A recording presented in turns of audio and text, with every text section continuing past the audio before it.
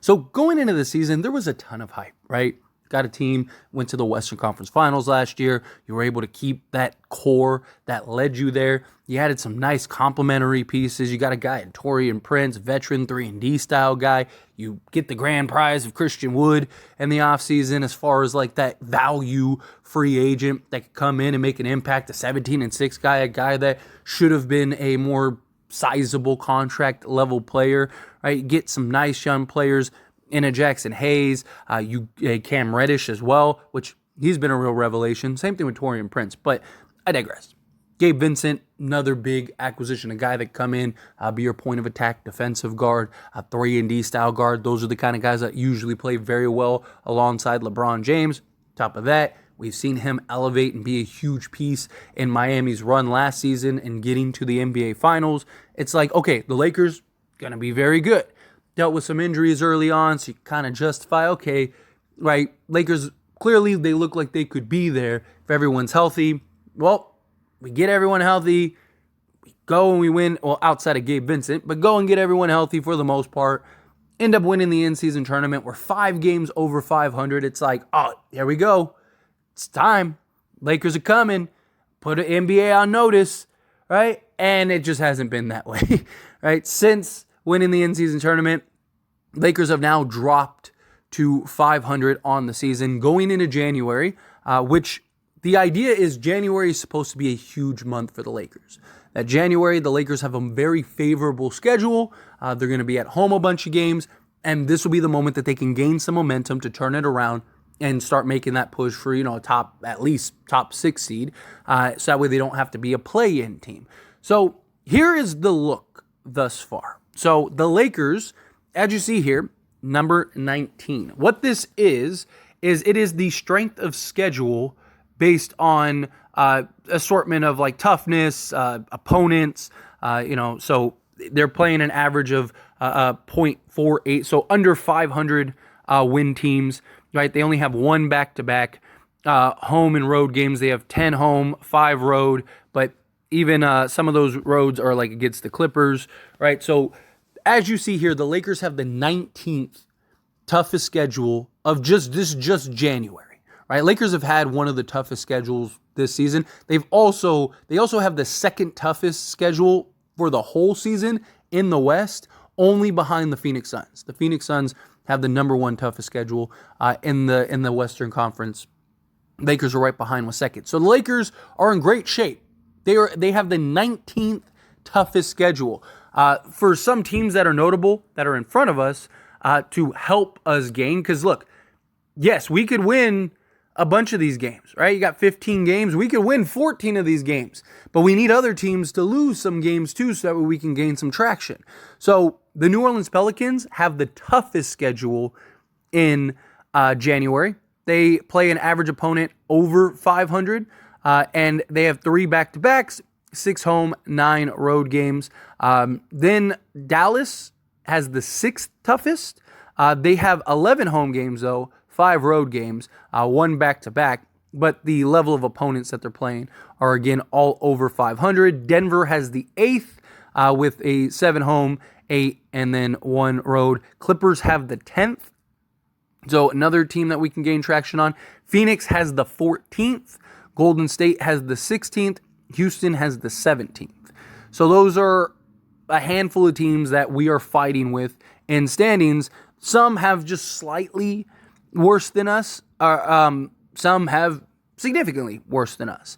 So hopefully this will be a good opportunity for the Lakers to gain some traction. And you look at the upcoming schedule, right? Start this month off with a 5-game homestand. You got the Heat, the Grizzlies, Clippers, Raptors, Suns, right?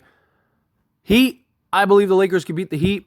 Grizzlies, I believe the Lakers can beat the Grizzlies. They've played much better basketball lately. They got Ja back, right? They're trying to do everything they can. You're at home. I think the Lakers match up well against the Grizzlies, even with Ja.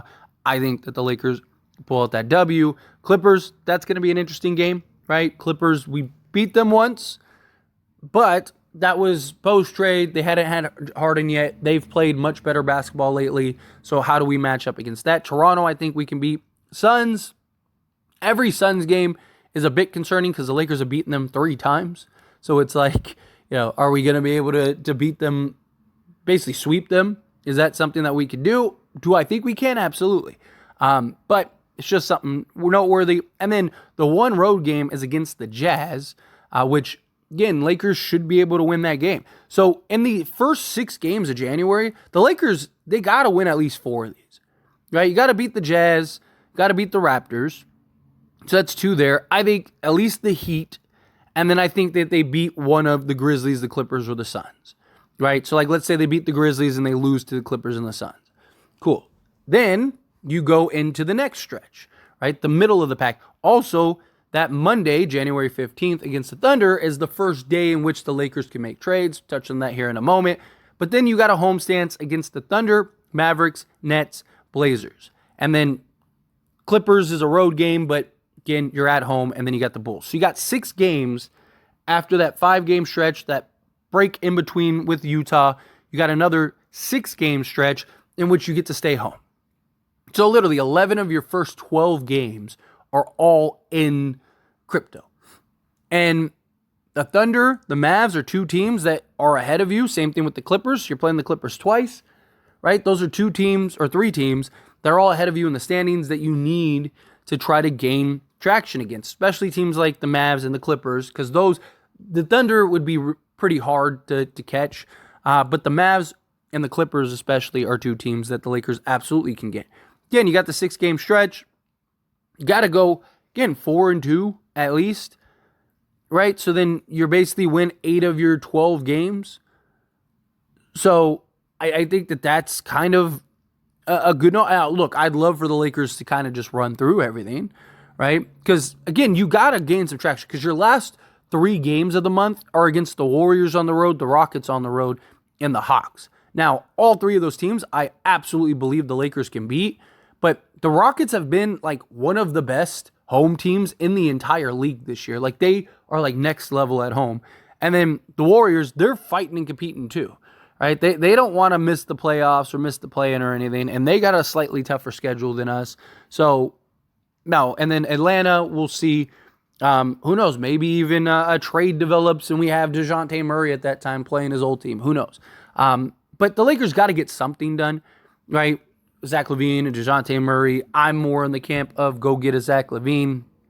But even if they don't get a star, you got to make some upgrade trades. You got to get something done to where you can just kind of put yourself in a better position going forward. Now, I don't expect anything to happen on the 15th, right? I get a lot of questions of like, when are the Lakers going to make a move, right?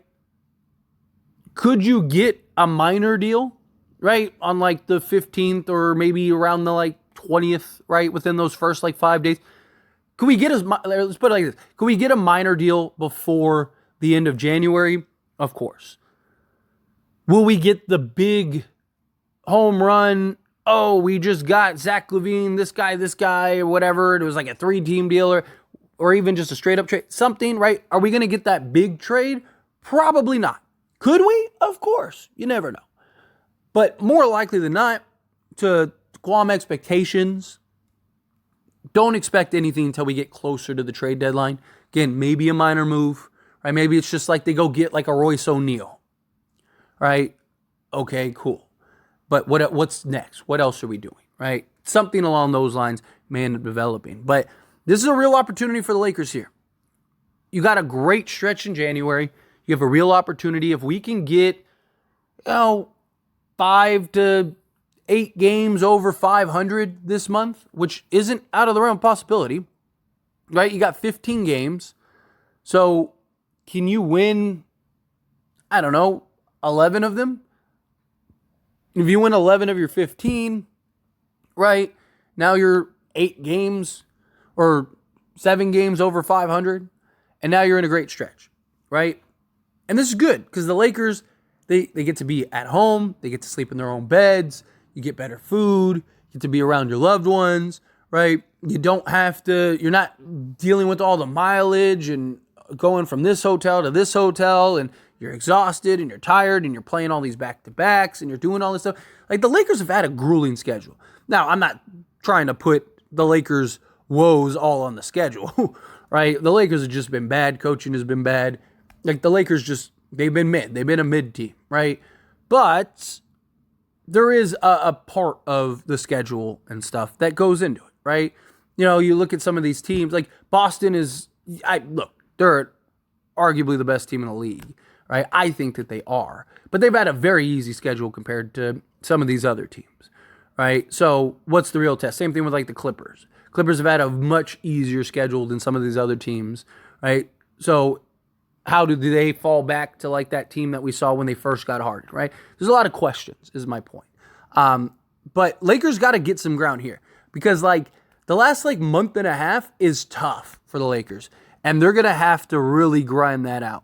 So you got to do something. You got to figure it out. You got to get a trade done or several trades done, whatever it is.